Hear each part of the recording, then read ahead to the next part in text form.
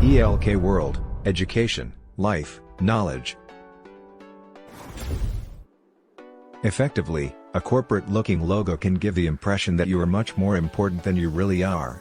By following this easy 1, 2, 3-step process, we can transform your current dreadful logo into a world-beating creation that is guaranteed to impress the ladies.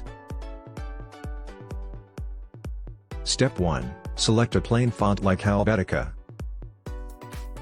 The one thing that almost all self-made millionaires will concur on is that you must project the image of your company as a stiff upper-lip solemn outfit in the world of high-flying executives and business deals done on yachts, etc. Standard fonts like Helvetica or Times will indicate your ability to blend in with suits without raising too many eyebrows, and those crucial investors looking to harvest some of their money in your company will look favorably upon you. Step 2. Pick a dull color, like gray. Has there ever been a color more appropriate for the numbing nature of high corporate investment than battleship gray? No, at least not in my estimation. But won't a gray logo just get lost in a sea of other uninteresting ones? I have to admit that you are correct, but do you know what?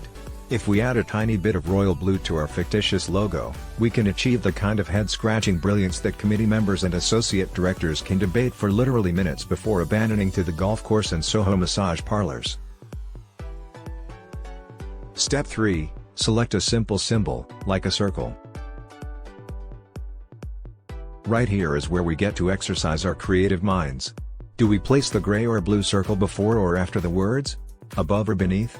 Whatever you decide to do, avoid doing anything too clever or inspirational. Keep in mind that our goal is to appear corporate and sensible rather than like a bunch of lovable chimpanzees, if you get what I mean.